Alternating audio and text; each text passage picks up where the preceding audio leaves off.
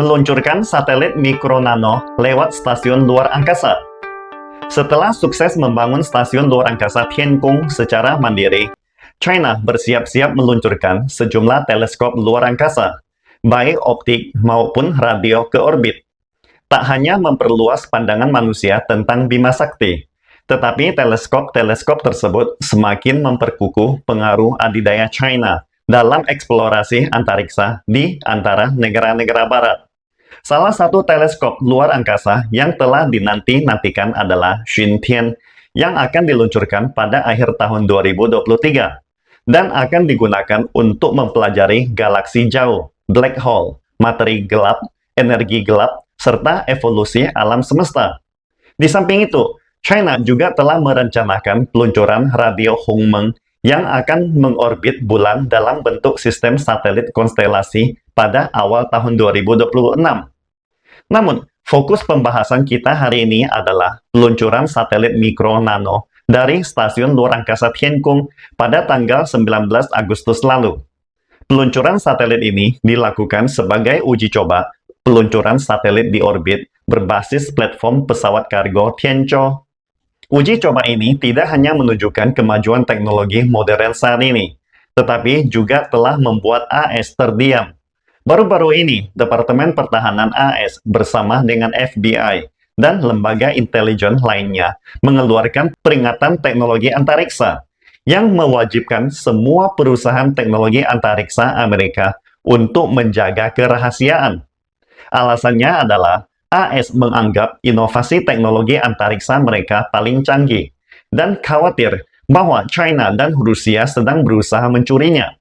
Pihak Amerika menyatakan bahwa entitas asing sedang berusaha berinvestasi dalam industri antariksa Amerika dan mencoba untuk mencuri teknologi mereka melalui serangan cyber. Oleh karena itu, peringatan ini meminta perusahaan Amerika untuk tidak boleh bermitra dengan entitas asing, sebagai langkah untuk menghadapi ancaman dari China dan Rusia.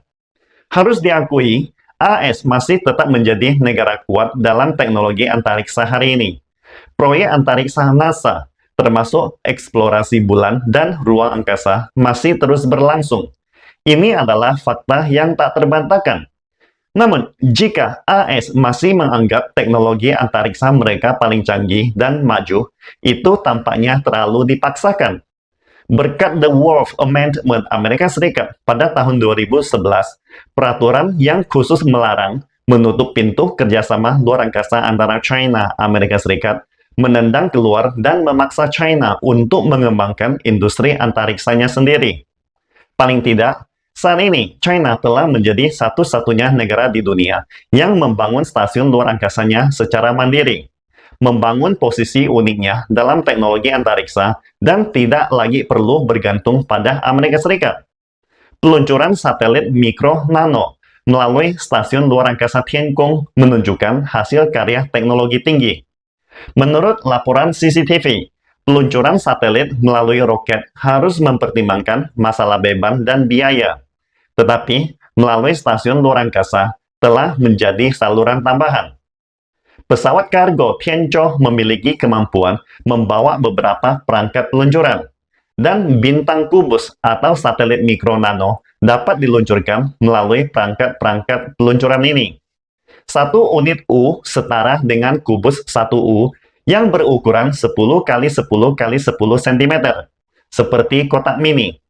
Meskipun begitu kecil, kubus ini dapat menampung papan sirkuit komputer, perangkat muatan, sirkuit terpadu, bahkan roda momentum, antena, kabel, dan lain-lain.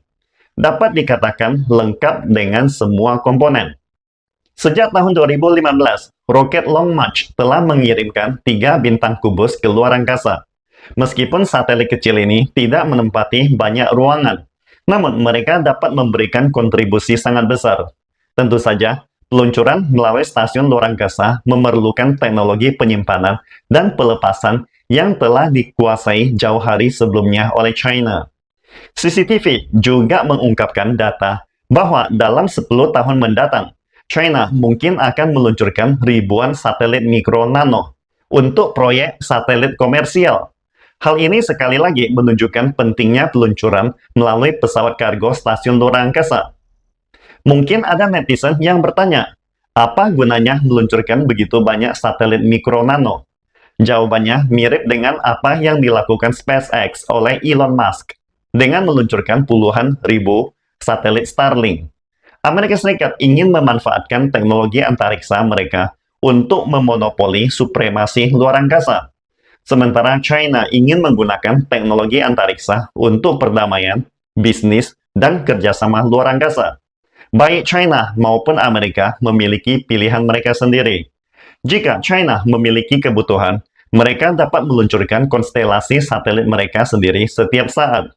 Tentu saja, Amerika Serikat pasti akan merasa tidak senang. Terbukti bahwa Amerika Serikat selalu melakukan berbagai upaya untuk menghalangi perkembangan teknologi China.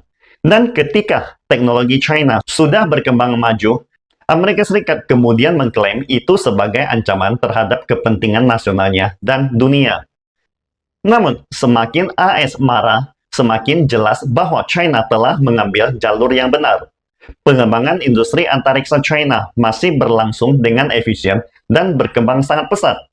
Hanya dengan stasiun luar angkasa Tianhe, sudah ada 110 proyek penelitian luar angkasa. Selain itu, proyek kerjasama luar angkasa internasional pertama juga akan segera dimulai.